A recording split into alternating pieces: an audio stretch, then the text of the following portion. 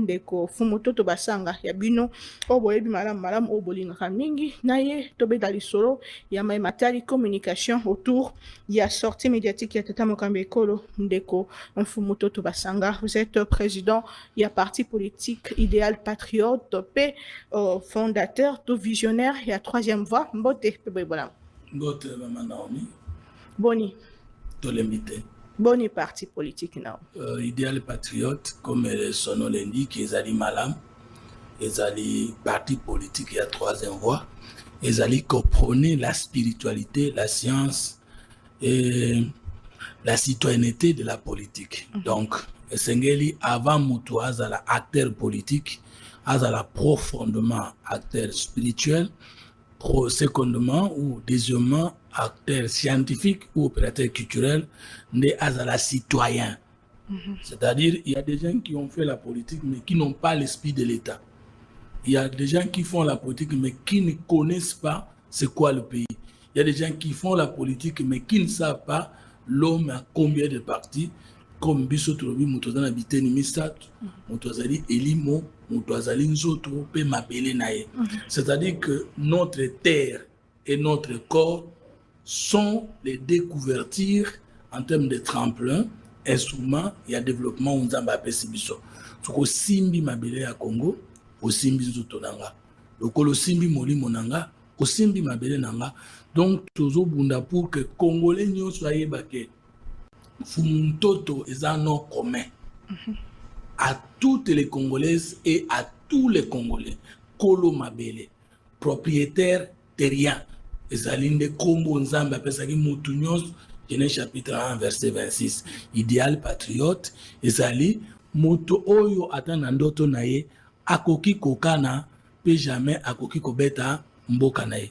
Il y a des CEO bakumela kinga pona kotarisa souhait na bango ya kota kwa adhérer na parti politique. Est-ce que vous avez siège moko na Kinshasa puisqu'on vous sent beaucoup plus calé de l'autre côté à ouest ya Kinshasa? Oui, siège na biso na commune ya Kinshasa ezali croisement Kindu Plateau. OK. Ezali siège ya côté oyo bomé na Kindu Ouest ya côté oyo. Kasi siège na biso na nzele oyebi yango bande kobele ba moni ba activité beto sali awa on eza siège na biso moko ezali te ya kolouer ezali ya nini tozali kovandisa masolo malembe parce que oyebi ke kosala parti politique na Congo sans kozana ba moyen ezali facile et surtout que na Congo batebele balingaka batu mais bazalaka na difficulté pour na kokota na parti politique ya bato. Ce qui Nathalie na émission na yo pour ne pas citer les autres émissions. Surtout émission tout ça là qui na yo yasuko yo et pesingai les so ebele. Tango eleki des premiers jours na mona kango so ki ba 8000 vues. Mais na salakima mobembo momo na province mais tango na zongi na telengo ba 29000 vues. Et puis Nathalie nombre de commentaires est positif et je me pose la question. Stade de martyrs est à combien? Pour nous coton ça au moins 80 000 places assises. Mais nga Fumototo na sala ka 100 000 vues. Na sala ka 200 000 vues. Ça veut dire na coton ça stade de martyrs. Mais ma bezani le Congolais qui t'aime devient comme le Congolais qui te déteste. Bon bale bazandenge moko. Oya lingi yote yenda zo finga yenda zo bude yenda zo sala commentaire à mabe mais oya lingi yo atikali wana abosani ke na oyo zana yango ozangi oye azana yango.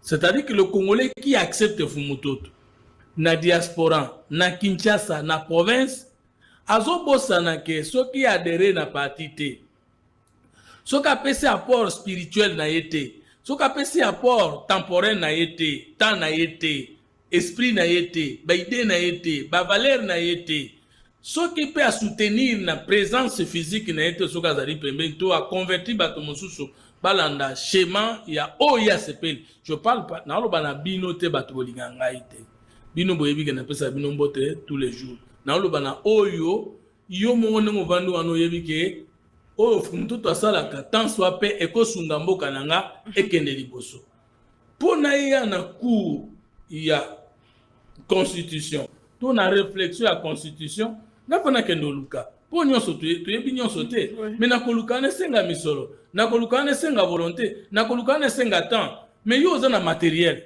peut-être okosombela ngaka histoire constitutionnelle okutani nango na bibliothèque omemeli ngai quel apport nga nakendaka na poto série moko vie Jean ekumbaki bol journaliste Jean na Bruxelles aza parmi bakongole bayebani mpe ya motema malamu makasi oyebi wana ememelanga saki natuni oyo nini nakasi eza bilamba na biloko ya malamu parce que ezalaki voyage na ngai liboso na poto natala boye balivre natuni ebi osali boye mpo na bino na nyonso oyo olingi kokoma il faut kaka balivre oyo otangaka yango tous les jours abakisa bongo na ngai donc je me pose la question bino bato bolinganga bokanisani na bonga na esu na posa na bino te to na posa na tambolaka ngai moko non désormais tolingi kotia adhésion en ligne ndenge tobandaki désormais bato wana kisasa baya ko rejoindre biso pe bato oyo balingaka biso bazwa misolo ba moyen na bango temps na bango matériel na bango logistique na bango batia po parti ekende liboso parce que tu vois moto akokozala na mbongo na ye $10,000 a mobiliser bato na Saint-Thérèse to $30,000 batondi mais soki asali émission baolanda ye te parce que a convaincaka bango te maintenant nga mutu na convaincaka yo mais nazosenga sikoyo opusana na nga tozala ebele po tokoma noki wapi ezali mabe donc souci na nga na yango wana tokopesa na mikolo mikoya ba indicateur wana et puis ba ndeko nyonso balingi adhérer na parti balingi ba contribuer pour parti kende liboso courant d'abord parce que d'abord courant biso toka d'abord courant bouli ya troisième schéma ya réflexion ana okolo batika yango te moto soka bote mwana mobali akufa mwana mobali eloko otika ezali tongo ezaka na liwere nango ekesena 12h 18h pe ezaka na liwere nango ekesena 12h ezali kaka troisième fois bolingaki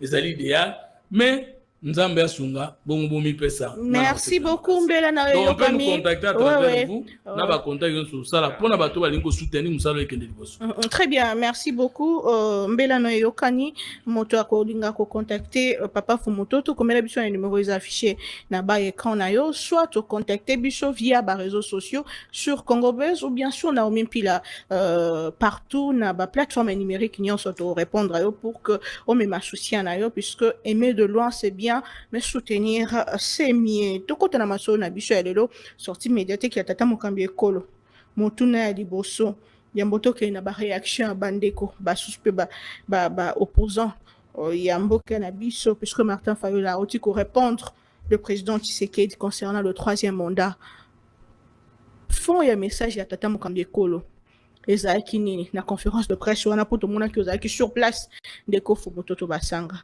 bato be balobi abwaki masque na ye c'est-à-dire que aye ko lakisa polele intention na ye ya ko briguer un 3e mandat ya ko simba mobeko likondi pe ya ko boya ko vandisa ba kongomani pona ko sola likambo etali mboka ko bon eloko liboso na comprendre te lo ne salema na mboko soki muto asali point de presse akoki koloba makambo ya kitoko ebele par exemple mokonzi ya mboka alobaki constitution eza document ya positionnement te eza pe ya convenance te depuis bato bareagir oyoka bakoti wana bake kodiembela na question batunaki sur le 3e mandat mais est-ce que exposé na ye atangaki 3e mandat na kati exposé na ye parce que ezalaki koya na ye ezalaki misato baannonce avant de répondre à la question on a témoigné reconnaissance na ngai sincérité na ngai na mokonzi ya mboka Félix Antoine Tshisekedi Félix Antoine Tshisekedi Tshilombo na makambo na monaka epa na ye le sens d'humanité il est humain humilité respect envers les Congolais sociabilité sincérité na discours un discours franc un discours vrai pendant que biso bato na yere moko tolinga couvrir makambo mosusu ata faiblesse dans régime quand lui-même vient parler il dit clairement ce qu'il a fait ce qu'il n'a pas fait et ce qu'il compte faire. Ouais. Ça, Sengeli ata olingaka yete, okangana no ba valeur wana, soko yebite ke la bongo, découvrir à travers le fonto que za bongo bomba yango. Et le reçu na ningi ko kumisa mokonza mboka awa, surtout ko ba collaborateur na baza pembe na ezali pour une première fois ko message nanga e komi, je suis pas le seul, mais na lobi yanga pona compte nanga parce que personne m'a mandaté pour na témoigner na compte na. Na bandaki kolela likambo tous les jours. Confusion entre acteurs de presse, journalistes, acteurs de médias et les communicateurs politiques. Et le kouana et pepa na niveau nyos. Okoki komona mutu aza ministre. Mais conseiller communication na ye politologue te, communicologue était, mais de quoi si na ifasik. Mais communicateur politologue à cause de la communicateur colonie. Il y a eu confusion entre la presse et la communication politique.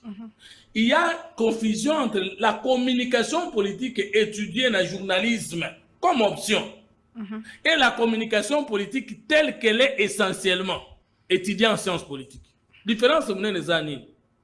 Dans le journalisme, lorsque quelqu'un est expert de l'IFASIC, pour ne prendre que l'IFASIC, pour ne pas école de journalisme, au Congo, un expert dans la communication politique étrangère ou interne, Ezali Nani, parce que ma fille, Rose, Mbaka, Basanga, Assisi Kuna, elle a cours na yende na tanga kande na za ko expliquer oyo. Ouais. Ezali que y a chargé d'aller chercher, traiter, diffuser les informations liées à la communication politique. Mais il ne crée pas la communication politique. Par contre, sur la science politique, la communication politique crée l'information politique, anticipe l'information politique, enseigne l'information politique avec la doctrine et la pratique. C'est-à-dire, si je vais communiquer sur la Constitution, je vais prendre la doctrine dans la Constitution, je vais prendre l'histoire des constitutions, alors que la communication politique de la presse, c'est l'actualité.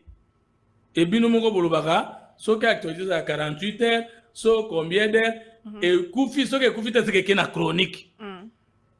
Alors, on était en train de souffrir. Les journalistes, c'est ceux qui ont interrogé le chef de l'État. Les mêmes journalistes, mais les communicateurs politiques de l'opposition, qui n'a point de presse à Martin Fayoul, n'a point de presse à président de la République. Bissou, communicateur politique, il y a chef de l'État autour de la cité de l'Union africaine, même au Bayakité. Bakoke n'a point de presse, il y a président Martin Fayoul. Donc, on est en train de confondre la presse et la communication politique.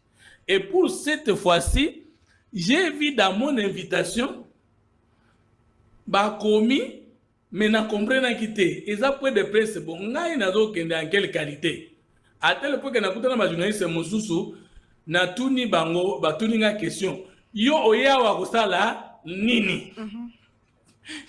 N'a tout ni bango na sali nini non, mais ils ont point de presse, c'est-à-dire non.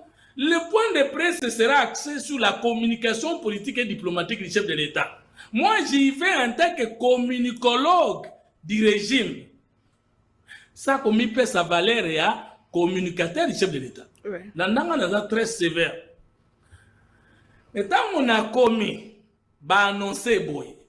3 étapes de la conférence de presse du chef de l'État. Le chef de l'État va à côté dans ça.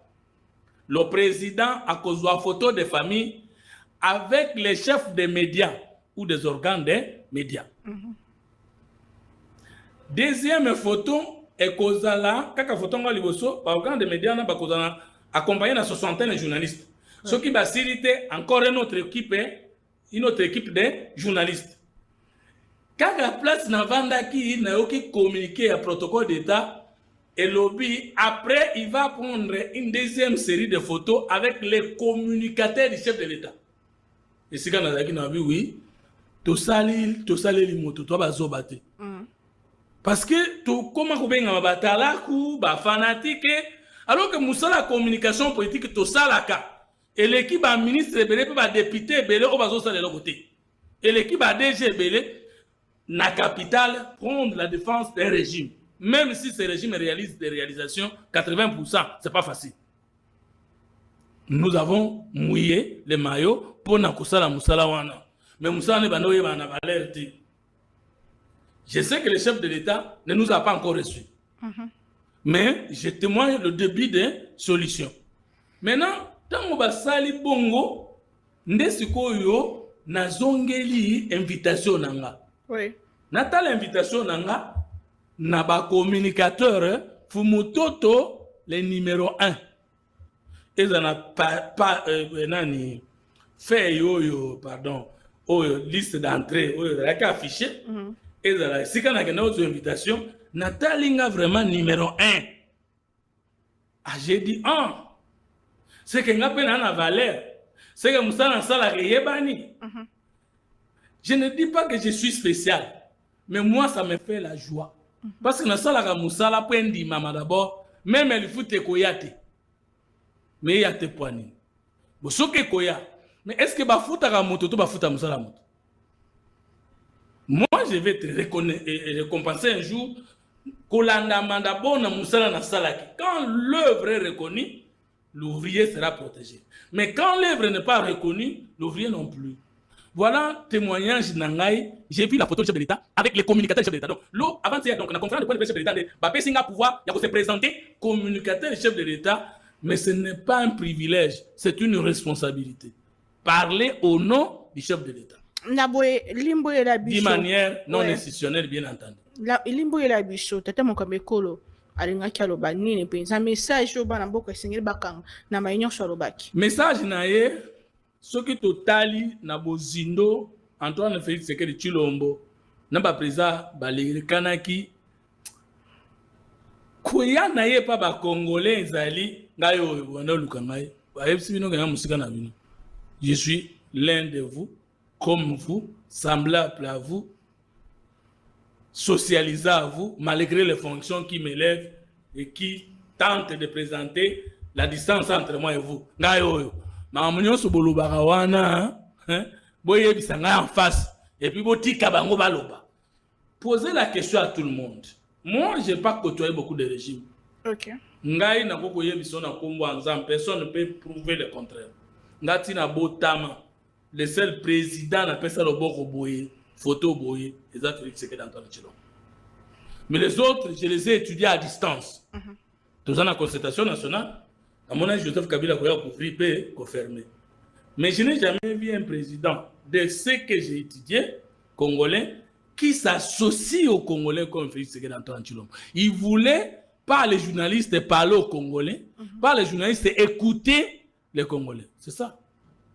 Ayaki Kolobani, na signé qui va accord. Boyoki peuple o ngana zo yokata lobini.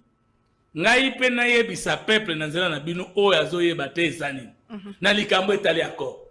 Mokonza mboka yaki na vérité accord. Po ayebaki ke ba congolais musu ba yo yima soki nde na kati accord wana ateki nde mboka na bango. Oui. Et il y a eu de bons journalistes o ba yeko tuna ye question ba accord na yona ba américain yo teki mboka. Alobi kasi. Accord na signaki na koteka mboka ndenge nini ngai moko lokola bino bakolo mboka accord na signaki dans le document même bato aseko bana ocha atembe totindaki ba explication ba moni ke makambo bato kanisa et ça bongo bite ezalaki nini socialisation proximité cohésion na compréhension il y a pas si toza na yango na ba voix et puis des solutions to lukela oyoki kambo accord qui est ce congolais qui peut encore avant ça va. Mais après le point de presse, si cette question-là, dire que Batek Mboka, Nalandaki, c'est Sanga. Nalandaki, Faoul, Oyokaki, Yopodaki na point de presse, Oyokaki, Patou, na Babi, qui accord et Teki Mboka Kosi. La clarification. Les chefs voulaient subir les questions en face du peuple représenté par la presse et Biswa Bengiso combat témoin pour Nakutala. Ce qui m'a ramoto défendre, Kiza Lokuta, Toyoka na ba journaliste ba ondo mwana. Les journalistes, c'est une catégorie qui représente valablement l'opinion nationale. Mais vous avez quand même suivi la réaction à Baïké Bassoussou. Il y a un mot qui revient, coup d'État institutionnel. L'opposant Sessang l'a dit, Martin Fayulu lelo na point de presse naie, il a même intitulé nini ya discours naie ko lutter to ko telemela bongo le coup d'état institutionnel que le président Tshisekedi a préparé. Mais c'est quoi le coup d'état institutionnel? Le bas que ba migrants Tshisekedi ateki mboka. Après clarification à mokonzi ya mboka sur la question des migrants, Martin Fayulu ba ini. On a la ndenge nyoso te, alba ini. À contrario le chef de l'État, non. Non. Tu vois que Balinga va instrumentiser la population pour rien. Oh, nous mettons au chef d'État précis vérité, clarification. C'est la question des migrants. Deux, nous konzambo kalinga ki ayebisa ba congolais. Position na biso pona kosili sa bitumba wana eza na este et alindenge nini. Et puis ba balinga ba tuna mituna mais pona nini yo privilégier diplomatie alors que option militaire ezali. Il a dit non, situation na kutaki armée. Et quoi qu'on permette que kende na bitumba te on a yebi que naza trahi de l'intérieur. Il a fallu to kende na diplomatie mais sans ko bossa na keto bongisi armée. Attends ko to comité si que sengele koma mais autres ça les ebele et quoi qu'on permettre biso to kena diplomatie na force militaire sans négliger la conscientisation de notre peuple. Est-ce que question anamba opposante va réagir au yoki bango? Ba luka corde sensible. Toutes les questions de sûreté d'État, est-ce que tu sais que la teka kimboka na ba accord? Quand ils se soutiennent, alors que ce sont eux qui étaient là à la longueur de la journée en train de diaboliser. Alors maintenant, tu as une question, non, parce que tu as dévié la question. Oui. Naningi n'a défié mon frère, que j'aime beaucoup, Délice Sang, qu'il n'existe pas de coup d'état constitutionnel en droit comme en sciences politiques. On ne fait pas un coup d'état une loi si la constitution est une loi. On viole une loi. On abolit une loi. On amende une loi. Ou bien on la fait tomber sans la violer. Et si mon frère Délice Sanga, ayoka qu'il existe un coup d'état constitutionnel en droit, la science politique, ou ezali science là pour étudier l'état et la politique, et le quoi n'est coup d'état constitutionnel zani. Coup d'état en science politique, ezali ndeko ya puti. Coup d'état ezali coup de force militaire et botoli moto bokonzi. Et kitaniye. Donc la coup d'état ya Mobutu. Comprendre? Azali ki soda mais asali kasavubu coup d'état a botoli e bokonzi. Lokola coup d'état esalemi na Burkina Faso. Na kotangela lokola esalemi na Brazzaville. Lokola Thomas Sankara ezebele. Ce qui va faire coup d'état constitutionnel, non, non, non, non. Coup d'état institutionnel, si on fait ce que la constitution ne prévoit pas, on parle de la violation de la constitution. Mais dans quelle violation on doit établir des violations?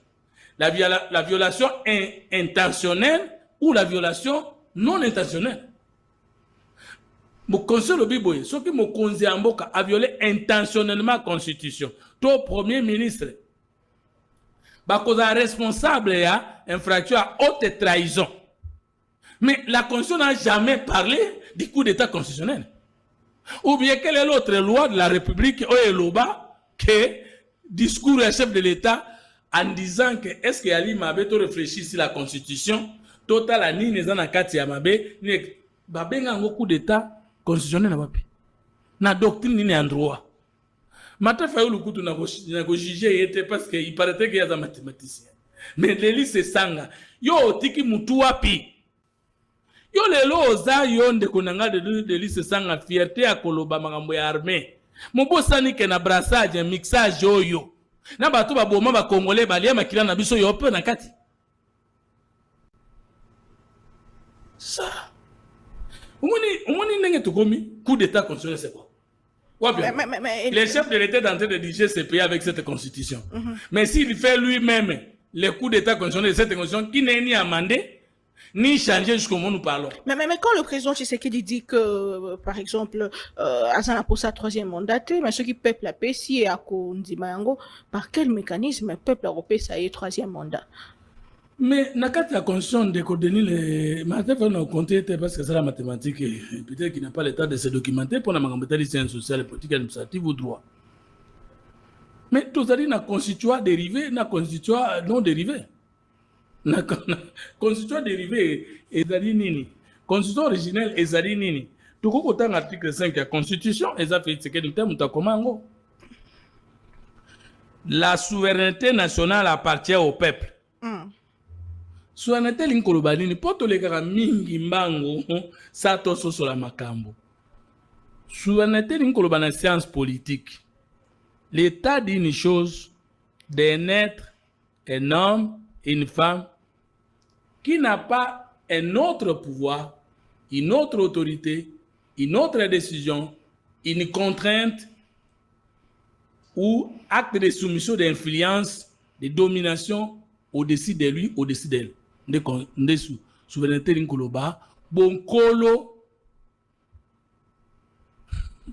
bonkolo, c'est-à-dire na likolo na kolo eloko moni biki wana eza ya yo osombaki yango na ndenge esengeli esombama. Inyake yo moto kokabela moto otekela moto to kobuka yango eta wana ozali na bokonzi mosusu likolo na yo te nde babengi souveraineté. Bonsomi wana na constitution oyo ezali bakabeli yango moto moko babengi ye peuple. Peuple nde babengi souverain primaire. Ça veut dire nkolo eloko ya liboso oyo aza na bonkolo na ye o mutu moko te akoki kopekisa ye alingi asa. Ensuite nde ba expliquer ndenge ni peuple akoki ko s'exprimer. Kasi tokoloba ndenge ako exprimer. Elingi koloba ke soki kolo eloko alingi akabela moto, c'est son droit. Soki akokabela ye yango te, c'est son droit. Mais soki akabeli yango, yo moto musuko koloba te pona nini okabeli ye po eza pouvoir na yo te. La souveraineté est un pouvoir d'aliéner ou non ce qui lui appartient et parfois même ce qu'on est. Est-ce que kolo eloko aza na pouvoir akopesanga kosenga yango? Na evite sozoyoka. Yo za wana ba utofuta na miso na ngai. To na yebi ke mana omi aza chômeur te. Chômeur ya mwasi babengaka chômeur. Donc aza chômeur te. Sikawa na ye yo za souverain na mbongo no bafuti o $1000. Est-ce que votre souveraineté m'interdit à moi de solliciter une aide de votre part? Et loko epekisami ko botre mbongo no na makasi. Mais kosenga o la loi me l'interdit. Que n'a pas 50. Mana omina na problème bana na classe. Uko kabela ngama 50 na futela bana. Mwana babengani. Na longoli souveraineté na yo. Les souverains c'est les peuples. Tshisekedi c'est le souverain secondaire. Na komona on a constitution. Maintenant les souverains secondaires abi na likambo oyo na koki ko luka yango te ya 3e mandat po mobeko na ye epesinga pouvoir a kosala la 3e mandat te. Kasi tango na okokoma na suka manda na ngaso ikonso échanger te. Soki ye kolo eloko alobi na continuer kosalela ndako na ye kozula ba locataire ko tiela kologer ba locataire pe kosenga gambongo kosalela kaye misala pesinga na koboya te. Nzokande toza na contexte oyo kolo eloko oyo zolobela peuple poto to chango na nzela bango peuple nyonso eza peuple nyonso te eza na makoki ya ko s'exprimer en ces moments. Le président l'a dit, tant que ba localité na biso kozala libéré te to kokena maponomete parce que ngambo wana kozala na difficulté à s'exprimer. Mais à quel moment et par quel mécanisme ces peuples na entièreté na yango et ko s'exprimer en faveur ya 3e mandat tata mo. Question malamu mana mi o nde on tsola mogi na ngolelo. Balobi souveraineté nationale appartient au peuple. Mais une explication nanga na efsa que souveraineté c'est une sorte de pouvoir autonome. Oyo mutu aza na yango, oyo kaka ye moko mutu ako délégué yango to te. Omoni te ligne oyo ezolanda elobi tout pouvoir émane du peuple. Ça signifie la souveraineté est synonyme du pouvoir. Vous comprenez? Bonsomi ezande koya bokonzi ya kolinga kosala to koboya likambo akosala na ndenge na yo moko. Balobita tolobi souveraineté nationale eza na peuple nkoloba nde bokonzi ya mboka nyonso euti nde na peuple. Eman ça veut dire bokonzi yango ezalaka ya ye mevandaka epa na ye moko te. Na ngonga songolo pakala na république apesaka ngo na moto. tout pouvoir émane du peuple qui l'exerce directement. Ah, au moni, des constituants directs, primaires, non dérivés. Akoki kosala bokonzi na ye mbala yoko, du coup, par voie de référendum ou d'élection, et indirectement par ses représentants. Question na ezali, peuple yango kasi biteni mosusu eza inaccessible spécialement certains de nos territoires sous occupation rwandaise. Ouais. Kasi soki tobi ke peuple ezali biso nyonso, bino inyonso akenda mokonzi ya mboka, boyebi ete biteni mosusu ya mboka ya muke ezali na maboko ya bapaya. Bokosala boni po bokoka kokomisa mbela na bino na peuple nyonso. Peuple na Congo, tout comme na monde entier, dans 3 parties. Il y a sa diaspora, baimboka bavanda libanda. Il y a sa province, ses provinces, baimboko esengeli tosika kati ya mboka ezali na capitale. Siko yo question ezali bokosangisa bango ndenge nini alors que bisika mosusu bokonzi na biso ebundisami na bokonzi ya badongolo miso. Balobi boye peuple soka alingi asala akoki kosala likambo ye moko mbala moko. Ouais. Référendum. Ya mibale akoki kosala na nzela ya maponami. Ya misato akoki kosala na nzela ya bato aponaki. Peuple oyo aza ndambo sous occupation na ba territoire muke na Rwanda. Asalaka référendum te. Asalaka référendum le 19 décembre 2005. Nde abimisaka constitution. Ouais. Peuple yango asalaka maponami te na 2023. Apona asalaki maponami, aponaki Félix Tshisekedi Antoine Tshilombo. Une partie. Peuple yango. Bunagana était déjà occupé. Est-ce que bango opposa baboyaka élection? Martin Fayulu azali candidat. Moïse Katumbi azali candidat. Baboyaki te. Maintenant na organisaki ba élection. Tout sur la très bien manomi. Référendum elingi koloba nini?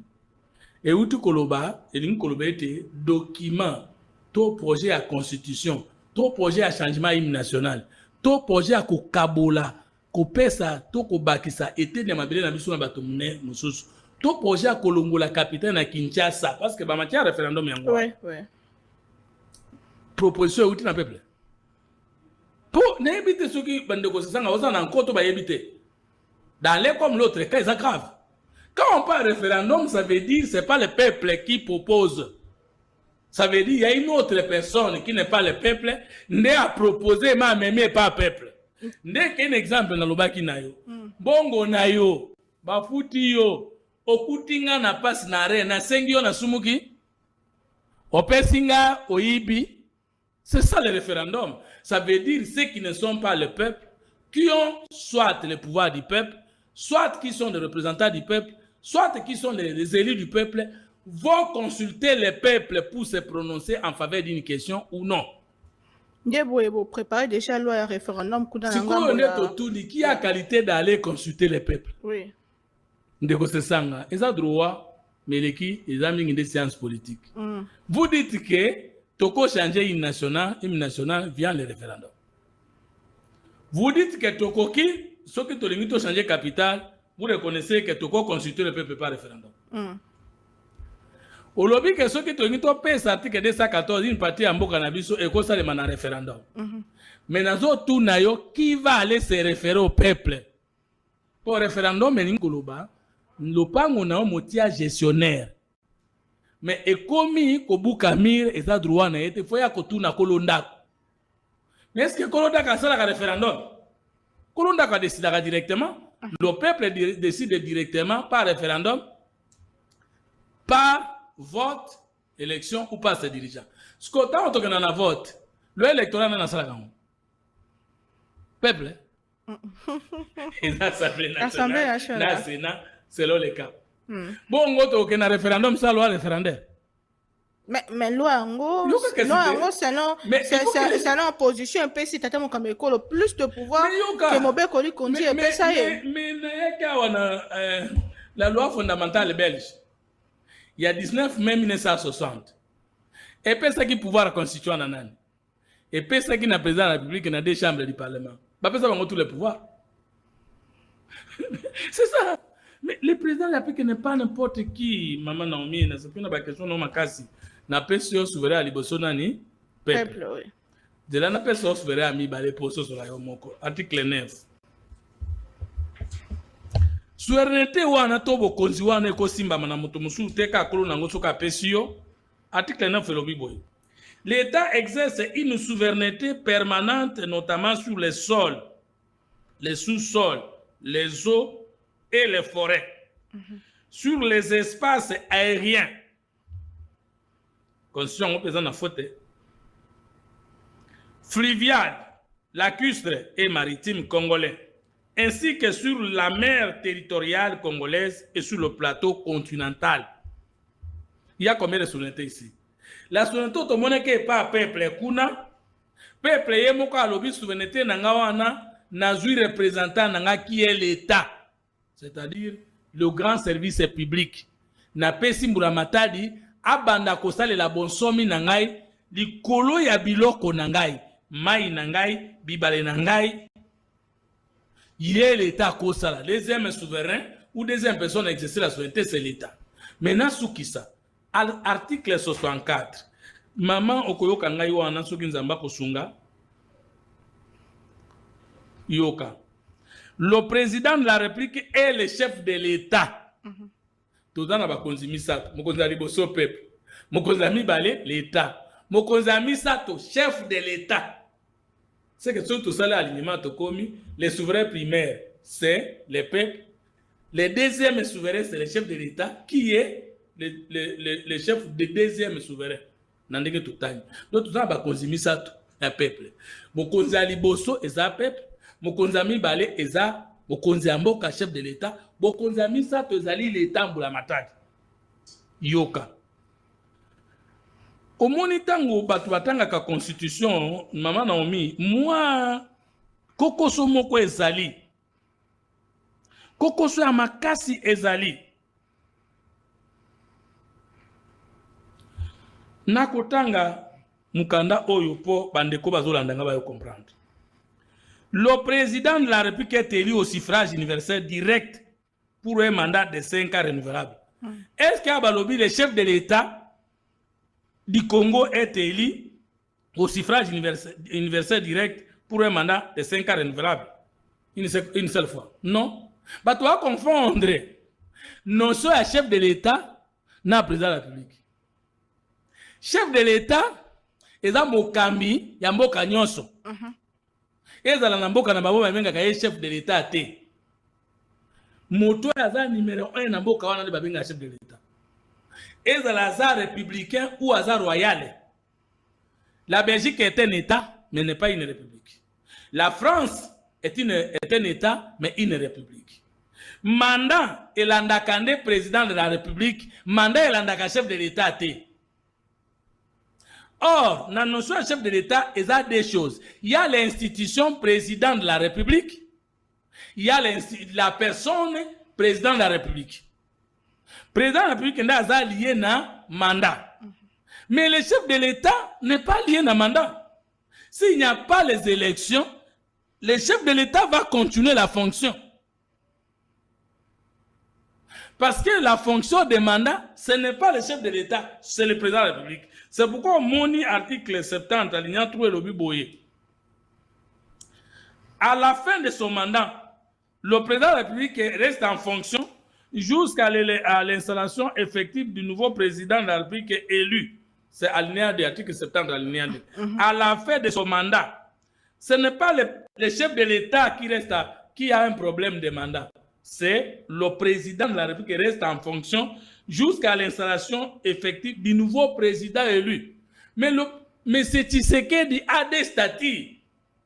Il a été élu président de la République et une fois qu'il a prêté serment, il est devenu chef de l'État congolais. S'il n'y a pas élection, il va rester dans le statut de chef de l'État et mandat de président de la République et kokende qui nomme que l'élection à Sika et Koyala. Voilà, eza mibe koza kotanga solo na bano un peu bato comprendre nga. Et l'ingi koloba ete référendum ekoki koexiste kaka tango moto okende otuna peuple eza lisusu peuple ye moko te. Vote ekoki kozala kaka po ete moto akoponama mpona kokamba eza lisusu peuple ye moko te. Par le trichement de ses dirigeants, ne peut être dirigeant qu'une autre personne qui n'est pas le peuple. Ça veut dire que la souveraineté du peuple ne peut pas gouverner le peuple lui-même. Ça signifie qu'il n'y a aucun pays dans le monde où le peuple se gouverne lui-même. Même un système de démocratie directe, c'est toujours une aberration. Alors, c'est ça que Bisabiso. Ce qui t'a changé l'hymne national, il dit que c'est constitutionnel. Ce qui t'a changé capital, et délocaliser capital, il reconnaît que c'est constitutionnel. Et que Salem. Et que Salem, tango majorité au pouvoir, les a sauté. Et que Salem, tango constitution, les a non violé. Tout et que Salem, pendant que la constitution est en vigueur. Ce qui est lié Salem, et que Salem, sa loi référendaire. Et loi référendaire, non, non, non, je ne sais pas si les Congolais qui ont la volonté de comprendre les sciences pour la politologie de la Constitution. Au moins, il y a beaucoup de gens qui défaut. Les économistes, les médecins, les juristes qui sont reconnus, mais place à philosophe et ils sont quittés. Place à sociologue et ils sont quittés. Place à anthropologue et ils sont quittés. Place à historien et ils sont qui le coup monté. Place à sciences politiques et relations internationales et ils sont quittés. Et les gens que nous croyons comme experts dans la Constitution, nous avons une Constitution, c'est la loi. La Constitution, c'est un pacte républicain, c'est un acte de gestion d'État, un acte global de gestion d'État. Et donc, experts dans la Constitution, et qui jamais causent là, en dehors d'abord des politologues et des acteurs politiques. Parce que c'est l'acteur politique qui crée la Constitution, et cette Constitution est étudiée en politologie, en droit, en sociologie. Et donc, la plupart des juristes, n'a comme on a besoin de la qui nous concerne la Constitution. Pas tout le monde. Dès que le référendum est salema, sans que la personne qui doit se référer soit en dehors du peuple. Maintenant, est-ce que le chef de l'État étant élu du peuple n'a pas qualité d'aller appeler le peuple au référendum? Ou consulter, pas appeler, consulter le peuple au référendum? Et si le peuple dit oui, quelle est la disposition de la loi ou de la Constitution qui est violée? Parce que tout l'article 5, maman non mina tellement parce que mon konzambo kaloba ki boy. Na luki troisième mandat. Kasi différence ali munene entre l'homme politique et l'homme d'État. L'homme politique a kobunda pona kotala ba élection za colonie poazo a mandat. Kasi l'homme d'État kotala ata ya lo mwana pouvoir ba génération politique pour fitir kotambola ndenge nini. C'est ça qui arrive, il dit, tu sais que ni l'un ni l'autre. Mais tu sais que ni l'un ni l'autre. Il est arrivé au pouvoir par les élections. Il pourrait plutôt dire, il n'est pas l'homme politique, il n'est pas l'homme d'État, il est l'homme politique. Parce que tu sais qu'il est arrivé au pouvoir par les élections. Mais comment il peut dire que celui qui est arrivé au pouvoir par les élections n'est pas un homme politique? Puisque d'autres 45 minutes pour cette émission, mais Mathiali changement de révision à la Constitution. Mais matali référendum, mais matali troisième mandat. Pour en mamarikam, l'opposant Martin Fayolo dit, niet, le président Tshisekedi n'aura pas ce troisième mandat, puisque lui aussi s'est dit avoir franchement que le peuple Nangambonaï. C'est Sanga et les autres, on se basa la déclaration. Est-ce que avec la crise que nous vivons aujourd'hui, nous ne risquons pas d'embraser le pays encore davantage avec cette histoire, il y a troisième mandat. Puisque vous dites, si le peuple est dit, mais comment quantifier ces peuples? Mais si le peuple donne au président Tshisekedi un oui pour le référendum, alors que les amis d'en face sont contre même l'organisation de ces référendums, qu'est-ce qui va se passer? Il faut que les Congolais comprendre que la constitution à transition, et c'est que tout débattre au-delà du pouvoir de Tshisekedi 3e ou 5e.